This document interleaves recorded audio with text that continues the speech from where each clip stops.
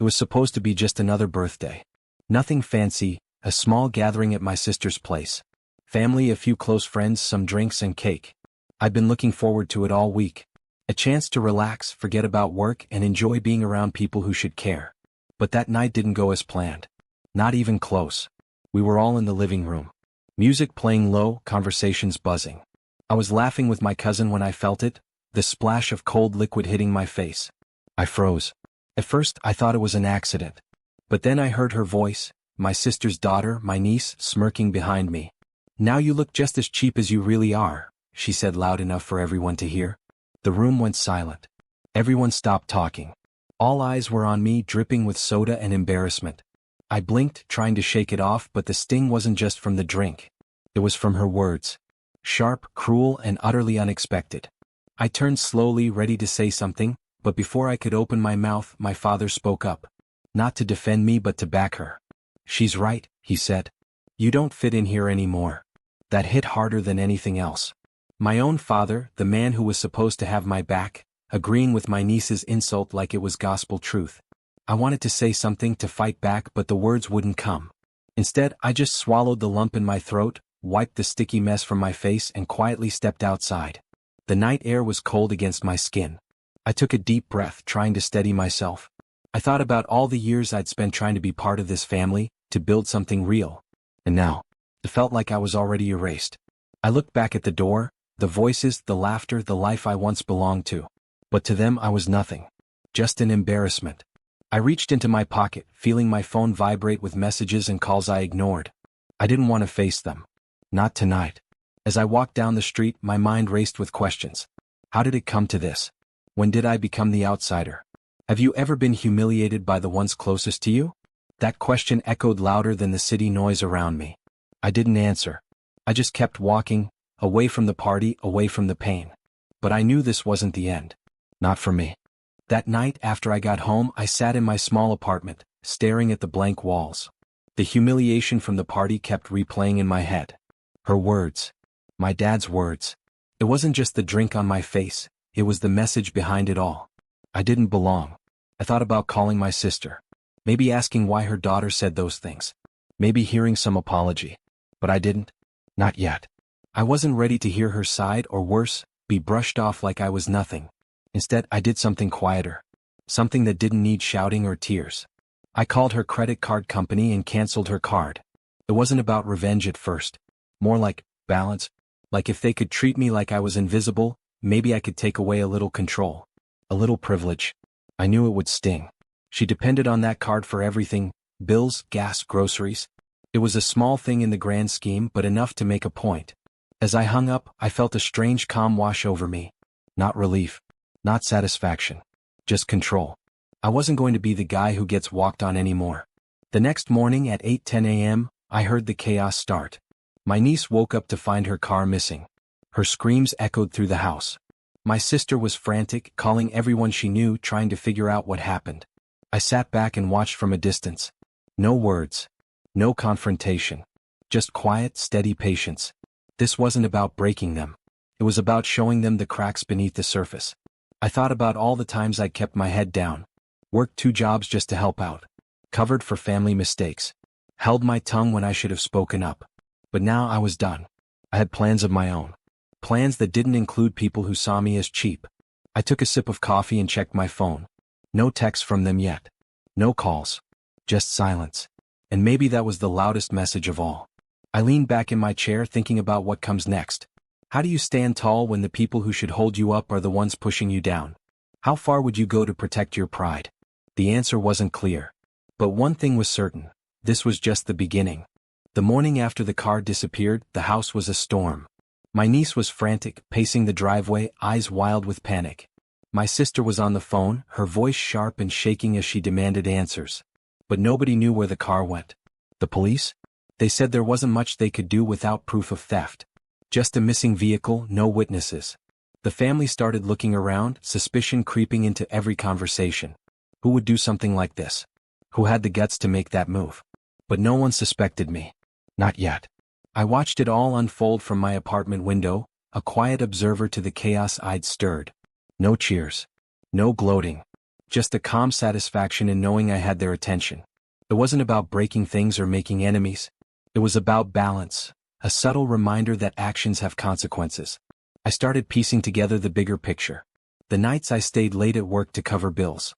The times I lent money and got ignored. The countless moments when I was treated like I was less than family. They didn't see me.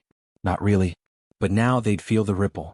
I kept screenshots of texts where they dismissed me, messages where they laughed behind my back. I saved the photos from that night, the drinks, the looks, the smirks. I wasn't angry in the traditional sense. Not anymore. I was focused. I wasn't going to yell. I wasn't going to throw punches. I'd let the truth speak for itself. And slowly it was starting to. Word got around. Family friends whispered. The cracks in my sister's perfect image began showing. But I stayed quiet. Because sometimes silence is louder than any shout. I poured myself another cup of coffee, the bitter taste grounding me. I wondered how many of them realized how close they'd come to losing me for good. Can a small act speak louder than 1,000 words? I wasn't sure. But I was ready to find out. The days after the car vanished, the house felt different. Like a tension hanging just beneath the surface, waiting to snap. Family gatherings became quieter, conversations more cautious. I could see it in their eyes, suspicion, maybe even fear. But no one said my name. Not openly anyway. My sister started acting distant, her smiles forced when we crossed paths. My niece avoided me completely, eyes downcast like she was carrying some secret shame. It was strange. For years, I'd been the one who stayed silent while they tore each other apart. The one who smoothed things over, kept peace. But now the silence was mine. I wasn't the same guy who walked out of that party, covered in spilled soda and humiliation. I started paying attention to everything, every whispered conversation, every sideways glance. And the truth? It wasn't pretty. Behind closed doors, the family was fracturing. My sister's reputation was cracking. People started asking questions. Not just about the car but about other things, bills left unpaid, lies told to cover mistakes. I kept a record of it all. Screenshots, photos, little notes. It wasn't about revenge anymore. It was about justice. And about making sure the truth came to light. But this kind of fight wasn't loud or messy. It was slow and deliberate. I spent nights scrolling through old messages, piecing together the patterns of betrayal and neglect. The times I was ignored, the times they took from me without giving back. I thought about all those years I'd tried to hold on, to family, to pride, to hope. And I realized something. When your own blood turns against you, sometimes the hardest battle is just to keep standing. I picked up my phone and typed a message to a close cousin. Someone I knew wouldn't judge, someone who'd seen it all. I shared what I'd found. No accusations, just facts. A few hours later I got a call. Quiet, serious, but full of understanding. For the first time I felt less alone. I knew the road ahead wouldn't be easy. Family doesn't break without scars. But I was ready to face whatever came next. Because I had to. When your own blood turns against you, what's left to fight for? I didn't know. But I wasn't done yet. A week after I sent that message, things started shifting. I didn't need to do much. Just let the truth seep through the cracks they tried so hard to hide. I heard whispers at family gatherings, quiet questions in private texts. People who once smiled without thought now glanced sideways, suspicious. I had shared what I knew, the unpaid bills, the lies, the careless mistakes my sister had covered up. Nothing flashy. Just facts. Proof that couldn't be ignored. It was strange watching her fall apart quietly. Not with anger or yelling, but with disbelief and shame. She tried to deny it, blaming others, twisting stories, but the evidence was solid. The walls she built were crumbling. My niece's attitude shifted too. The arrogant smirks faded into forced apologies and hollow words. But I stayed calm. Watching from the sidelines, no celebrations, no gloating. This wasn't about making them suffer. It was about balance. About justice. At times I felt a pang of guilt. Family is family no matter what. But I couldn't ignore the years of disrespect, the times I was ignored, treated like an outsider in my own home. I reminded myself I wasn't the villain here. Money had been tight lately. I worked overtime at the cafe just to cover rent and bills. The stress weighed on me. But seeing the truth come out gave me a strange strength. One night my sister called. Her voice was softer, quieter than before. "Can we talk?" she asked. I hesitated. Was she sorry? Or just trying to control the damage? I told her I needed time. That things couldn't go back to how they were, not yet. That call ended the way it had to. I was done being the one who forgave without getting anything in return. I was done being the fool. Does exposing the truth heal or just deepen the wounds? I didn't have the answer. But I knew that whatever came next I had to stand firm. Because this time I wasn't walking away. A few days after that call, my sister, or maybe it was my niece, I wasn't sure, reached out again. This time it wasn't a demand or an accusation. It was an apology. Or at least something close to it.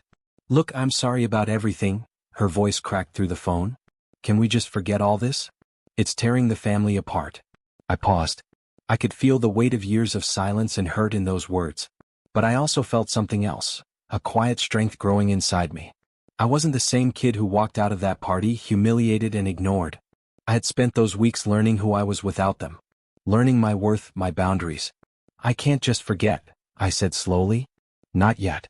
Maybe someday. But not now." It wasn't anger in my voice. Not really. It was calm. Control. I was tired of being the one who gave and got nothing back. That night, I looked around my apartment. The cheap furniture, the stack of bills waiting to be paid, the half-empty fridge. It wasn't much. But it was mine. I thought about the years I'd wasted trying to fit into a family that never really saw me. And I realized something. I didn't need their approval to be whole. I was rebuilding. Slowly but surely. I started showing up to work on time, took on extra shifts. Made new friends outside that family circle. People who saw me for me. I wasn't waiting for forgiveness anymore. I was creating my own peace. Sometimes I caught myself wondering if my sister or niece even understood what they'd done. Did they realize the damage? The years of silence, the bruised pride? Maybe not. But I didn't need them to. Can forgiveness exist without forgetting? I didn't have the answer. But I knew I was ready to move forward, on my terms. A few weeks later, there was a family gathering. This time I showed up. I walked in quietly, no big entrance, no announcements. Just me, calm, steady, and collected. The air was thick with tension. I could feel eyes flicking toward me, some curious, some wary. My sister and niece were there, of course. Their smiles were tight, forced. I caught a glimpse of discomfort in their eyes. But I said nothing. No accusations. No reminders of the past. I was there to reclaim my place, not to fight. Throughout the evening, I watched how things unfolded. Conversations dropped when I walked in. Jokes that used to include me fell silent. I wasn't invisible anymore. But I wasn't part of their world either. And in that silence, I found peace. I saw the cracks beneath their smiles, the doubt, the regret, the loss of respect. I didn't need to say a word. Sometimes just being there is enough. I caught a few glances, some apologetic, others bitter. But I was beyond it. I realized something important that night. Revenge isn't always loud. It isn't about shouting or breaking things. Sometimes it's quiet, dignified. It's about standing tall when they expect you to fall. About knowing your worth even when they don't. I left the gathering without a fuss, my head held high. And for the first time in a long time, I felt whole. Is silence the strongest revenge? I didn't need to answer. The moment spoke for itself. Months passed and life moved forward, without the noise, without the chaos. I wasn't waiting by the phone anymore. I wasn't chasing forgiveness or trying to prove anything to people who never valued me. Instead, I built something new. Slowly, quietly. I found a better job, nothing flashy but steady paychecks and respect from coworkers. I saved up, moved into a place that was mine, where I was the one who called the shots. Friends came and went, but the ones who stayed saw me for who I really was.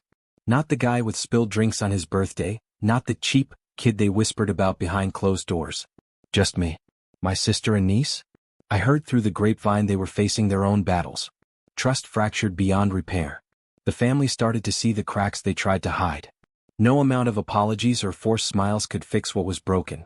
Sometimes I wondered if they realized how much they'd lost. Not just me, but the chance for a real family. But that wasn't my burden anymore.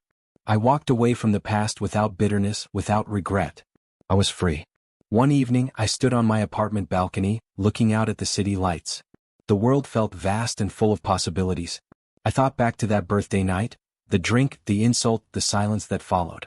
It had been the hardest moment of my life. But also the beginning of something new. I didn't need their approval to be whole. I didn't need their acceptance to find peace. And I didn't need to scream or fight to claim my dignity. Sometimes, the quietest victories are the most powerful. I smiled, feeling a calm I hadn't known in years. The past was behind me. The future was mine. If you enjoyed this story, please don't forget to like and subscribe so you never miss a new video. We bring you fresh, emotional, and gripping stories every day to keep you entertained and inspired. Your support means the world to us. Drop a comment below and let us know which part of the story touched you the most. Remember, behind every story is a real emotion, and your support gives us strength to keep creating. Thank you for watching, and we'll see you in the next video.